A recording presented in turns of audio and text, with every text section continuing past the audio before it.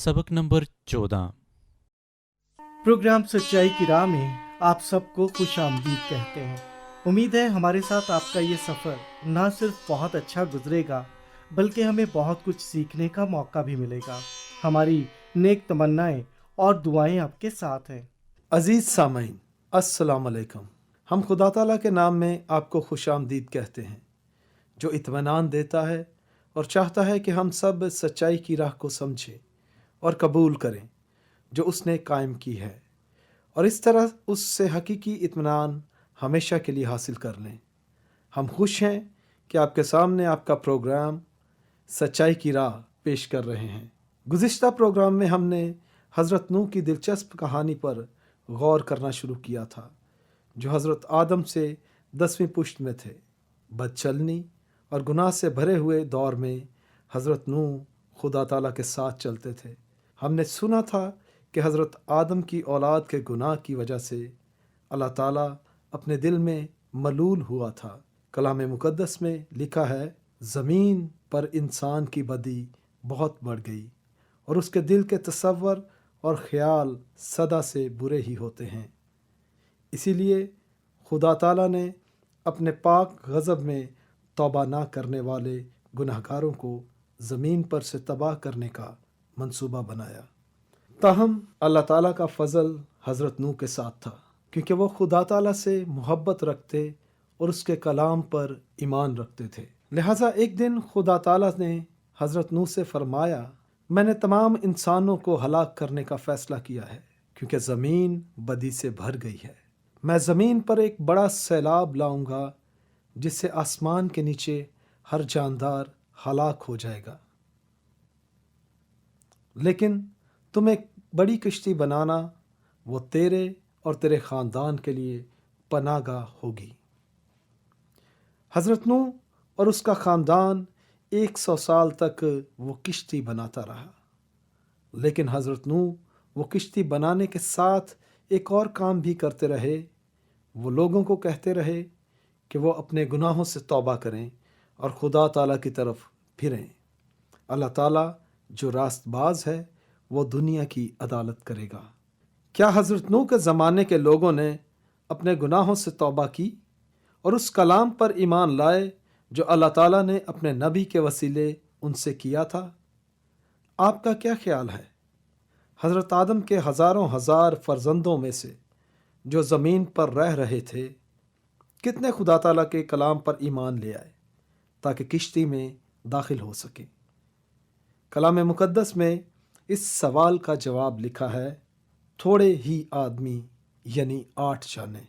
कितने लोग अल्लाह ताला पर ईमान लाए? सिर्फ 8। हज़रत नूह और उनकी बीवी और उनके 3 बेटे और उनकी बीवियां, और कोई नहीं जो खुदा ताला के कलाम पर ईमान लाया। कुछ लोगों ने तो हज़रत नूह की तबलीग को नज़रअंदाज कर दिया, जबकि बाज़ लोगों ने उनका मजाक उड़ाया। उन्होंने समझा कि वो पागल हैं, क्योंकि वो ऐसी जगह पर किश्ती बना रहे थे जहां पानी ही नहीं था। शायद लोगों ने हज़रत नूह का इस तरह मजाक उड़ाया हो, लोगो इधर आओ, देखो ये आदमी मैदान में इतनी बड़ी किश्ती बना रहा है, वो ज़रूर पागल हो गया है, सैलाब सहरा में नहीं आएगा, ये नामुमकिन है। और इसके अलावा खुदा ताला मेहरबान है, वो उन लोगों को तबाह नहीं करेगा जिन्हें उसने पैदा किया है। तुम बिल्कुल दीवाने हो नूह। ताहम हज़रत नूह ने उनकी इन बातों को नज़रअंदाज किया, क्योंकि जो कुछ अल्लाह ताला ने फरमाया था वो उस पर ईमान लाए थे। वो किश्ती बनाने और तबलीग करने में मगन रहे और कहते रहे कि तौबा करो, खुदा ताला रास्तबाजों से दुनिया की अदालत करने वाला है। क्योंकि जो कुछ अल्लाह ताला ने फरमाया था वो उस पर ईमान ना लाए थे। हज़रत नूह किश्ती बनाने और तबलीग करने में मगन रहे कि तौबा करो, खुदा ताला रास्तबाजी से दुनिया की अदालत करने वाला है। तुम उसके कलाम पर ईमान लाने से क्यों इनकार करते हो? तुम क्यों हलाक होना चाहते हो? आखिरकार वो दिन आ गया जब हज़रत नूह और उनके ख़ानदान ने किश्ती मुकम्मल कर ली। पैदाइश की किताब के 6 बाब की आखिरी आयत में लिखा है, नूह ने जैसा खुदा ने उसे हुक्म दिया था वैसा ही अमल किया। کشتی تیار تھی اور ہر چیز مکمل تھی، صرف ایک کمی رہ گئی تھی۔ حضرت نوح اور اس کے خاندان کو کشتی میں داخل ہونے کی ضرورت تھی۔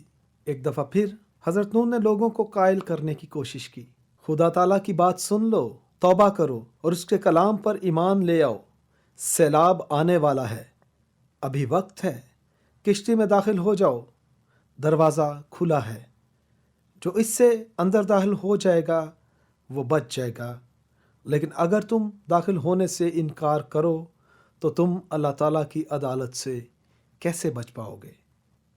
حضرت نوح نے سچے دل سے لوگوں کو خبردار کیا، لیکن انہوں نے ان کی بات نہ سنی، اور اس کے نتیجے میں خداوند نے نوح سے کہا کہ تو اپنے پورے خاندان کے ساتھ کشتی میں آ، کیونکہ میں نے تجھی کو اپنے سامنے اس زمانے میں راست باز دیکھا ہے۔ کل پاک جانوروں میں سے 7 نر اور ان کی مادہ، اور ان میں سے جو پاک نہیں ہیں 2 نر اور ان کی مادہ لینا، تاکہ زمین پر ان کی نسل باقی رہے، کیونکہ 7 دن کے بعد میں زمین پر 40 دن اور 40 رات پانی برساؤں گا، اور ہر جاندار شے کو جسے میں نے بنایا زمین پر سے مٹا ڈالوں گا۔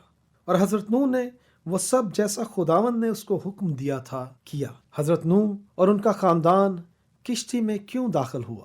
کیا انہوں نے آسمان پر بارش کے بادل دیکھے تھے؟ نہیں، جب وہ کشتی میں داخل ہوئے تو آسمان بالکل صاف تھا۔ تو پھر وہ کشتی میں کیوں داخل ہو گئے؟ اس کی صرف ایک وجہ ہے، وہ اس لیے داخل ہو گئے کیونکہ خدا تعالیٰ نے جو کچھ فرمایا تھا وہ اس پر ایمان رکھتے تھے۔ شاید وہاں کھڑے لوگوں میں سے کسی نے سوچا ہو، میں بھی اللہ تعالیٰ پر ایمان رکھتا ہوں، لیکن میں کشتی میں داخل نہیں ہوں گا۔ میں اللہ تعالیٰ پر تو ایمان رکھتا ہوں، لیکن میں نوح کی باتوں کو قبول نہیں کر سکتا۔ ایسے لوگوں کے متعلق ہم کیا کہہ سکتے ہیں؟ ہم کہہ سکتے ہیں کہ وہ حقیقی طور پر اللہ تعالیٰ پر ایمان نہیں رکھتے تھے، کیونکہ وہ ان باتوں پر ایمان نہیں لائے تھے جو اس نے اپنے نبی کے وسیلے سے فرمائی تھیں۔ انہوں نے اپنے گناہوں سے توبہ کرنے سے انکار کر دیا اور بچنے کے اس طریقے کو قبول نہ کیا جو خدا تعالیٰ نے اپنے نبی کے وسیلے سے بتایا تھا۔ ہو سکتا ہے وہ منہ سے تو خدا تعالیٰ کی عزت کرتے ہوں، لیکن ان کے دل اس سے بہت زیادہ دور تھے۔ لہٰذا کلام مقدس میں لکھا ہے، تب نوح اور اس کے بیٹے اور اس کی بیوی اور اس کے بیٹوں کی بیویاں اس کے ساتھ طوفان کے پانی سے بچنے کے لیے کشتی میں گئے، اور پاک جانوروں میں سے اور ان جانوروں میں سے جو پاک نہیں، اور پرندوں میں سے اور زمین پر کے ہر رینگنے والے جاندار میں سے 2 نر اور مادہ کشتی میں نوح کے پاس پہنچ گئے، جیسا خدا نے نوح کو حکم دیا تھا۔ تب خدا نے اس کو باہر سے بند کر دیا۔ کیا آپ جانتے ہیں کہ جب حضرت نوح اور ان کا خاندان کشتی میں داخل ہو گیا تو خدا تعالیٰ نے کیا کیا؟ کلام مقدس میں لکھا ہے، تب خدا نے اس کو باہر سے بند کر دیا۔ اللہ تعالیٰ کے بڑے غضب کا دن آ پہنچا تھا۔ وہ لمبے عرصے سے اس نسل کے لوگوں کے ساتھ تحمل سے پیش آ رہا تھا، لیکن اب اس کے صبر کا پیمانہ لبریز ہو چکا تھا۔ اب اس کا صرف غضب باقی تھا۔ اس نے کشتی کا دروازہ باہر سے بند کر دیا تھا، اور جب وہ دروازہ بند کرتا ہے تو اسے کوئی نہیں کھول سکتا۔ پھر خدا تعالیٰ زمین پر سیلاب لے آیا جیسے اس نے فرمایا تھا۔ آسمان گہرا ہو گیا، ہوا چلنے لگی، بادل گرجنے اور بجلی چمکنے لگی، اور زلزلے آنے لگے، اور اب حضرت آدم کی اولاد خوف سے کانپنے لگی۔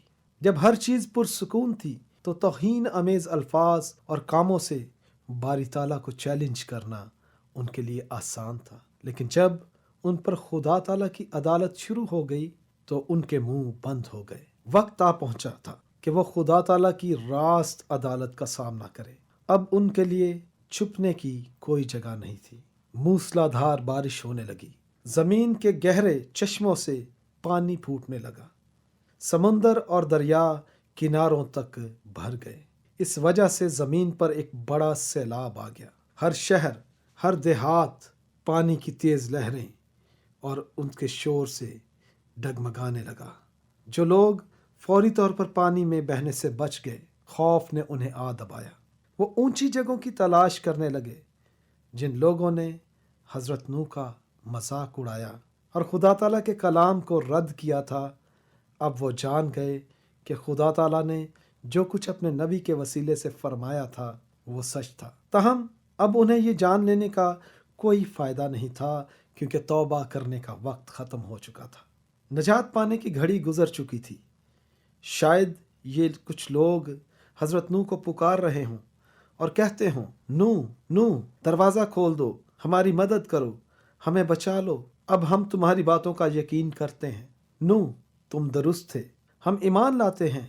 लेकिन अब बहुत देर हो चुकी थी। अल्लाह ताला ने दरवाज़ा बंद कर दिया था। नजात का दिन गुजर चुका था। अदालत का दिन आ पहुंचा था। दुआ करना, मातम करना, दरवाजे को पीटना, हत्ता के सच्चाई जान लेना, अब कोई बात हाल के कायनात के जहन को तब्दील नहीं कर सकती थी। वो नजात का दरवाज़ा बंद कर देता है तो कोई उसे खोल नहीं सकता। लिहाजा कलाम मुकद्दस हमें बताता है कि 40 दिन मुसलसल बारिश होती रही और सैलाब बढ़ता रहा। हत्ता के पहाड़ भी पानी में छुप गए, लेकिन किश्ती पानी के ऊपर तैरती रही। और सब जानवर जो ज़मीन पर चलते थे, परिंदे और चौपाए और जंगली जानवर और ज़मीन पर के सब रेंगने वाले जानदार और सब आदमी मर गए।